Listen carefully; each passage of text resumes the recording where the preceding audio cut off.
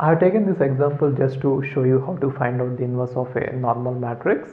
Just see this. If A is given like this, we have to find out the inverse of this matrix. Just for the sake of practice, nothing to learn from there, just for practicing. Okay. So first of all, find out the determinant. Why should you find out the determinant? Because if determinant is equal to 0, you can stop there and say that inverse doesn't exist. So here I found out the determinant using the normal method. You can expand it or you can simplify it and then expand it. Using that normal method, you know that determinant I found it as -2, and then I have to find out the cofactors of every element so that I can find out the adjoint of the matrix. Why should I find out the adjoint? Because inverse of a matrix is adjoint divided by det A. A inverse is HA divided by det A. That is the reason. So I already found out the determinant. Now I want to find out the adjoint. For finding out the adjoint, I have to find out the cofactors. So I'm trying to find out the cofactors of all the elements. Cofactors of first row. So I'm going to take the find out the cofactors of the first row, and it turns out that the first row cofactors are this, and the cofactors of the second row. So the cofactors of the second row turned out to be this, and cofactors of the third row, they also turned out to be this, right? And after doing this, when you put all these cofactors together, you are going to get the matrix B. B is nothing but replacing every element with its corresponding cofactor, and we know that adjoint of a matrix is a transpose of that cofactors, isn't it? So take the transpose of that, we got adjoint as this, and then A inverse is nothing but HA divided by det A. So already we know that determinant is -2, that is why I am multiplying it with -1/2, and then the same matrix I copied here, and it is nothing but a scalar multiplication for a matrix. See, just be careful, when we are multiplying the determinant by a scalar determinant, okay, you can multiply that scalar value either with a row or a column, any row or any column, and you can leave it there. But when you are multiplying the scalar, when you are applying the scalar multiplication for a matrix, you are supposed to multiply every element in the matrix with that scalar, that constant. Okay, so that is very so don't get confused. After solving so many questions on determinants, you might get confused with this multiplication.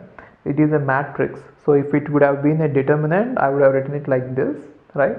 And then when you are trying to multiply with a scalar k, then you can multiply either a column or a row or any column, and only one multiplication is enough, one row or one column is enough.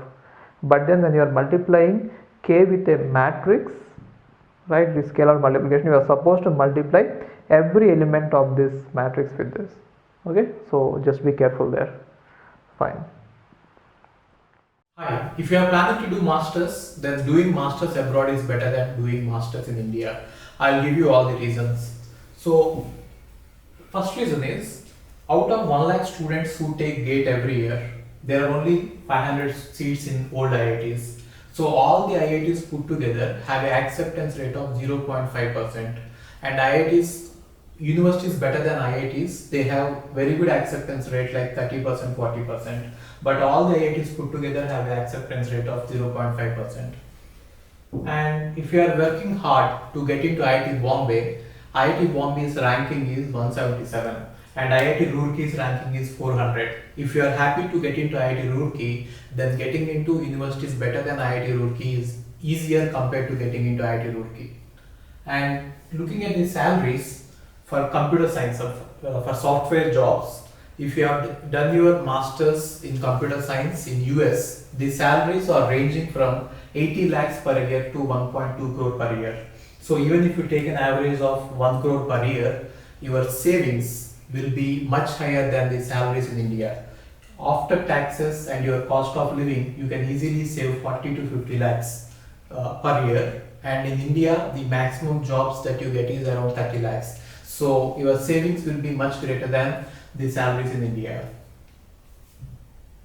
And these are all the services that we provide. University shortlisting. So depending on your profile, we will shortlist what are the universities that you have to apply, and statement of purpose building, and then LOR guidance, and GRE and English test assistance, and education loan assistance. So you don't have to have any collateral, which means without any security, now you can get education loan. Getting education loan is very simple these days, and whatever the amount of fee that you have a range of universities. You can apply for 10 lakh universities, 20 lakh universities, or 50 lakh universities. But whatever it is, you are going to get complete education loan, and you can pay off your education loan in 1 year after you get a job. And then we do visa assistance, mock visa interviews, and then connecting with the university alumni. So now you might ask why we should join Game of Visas. So the answer is we have 90% success rate, 99% success rate. And these are all the destinations that we guide the students to.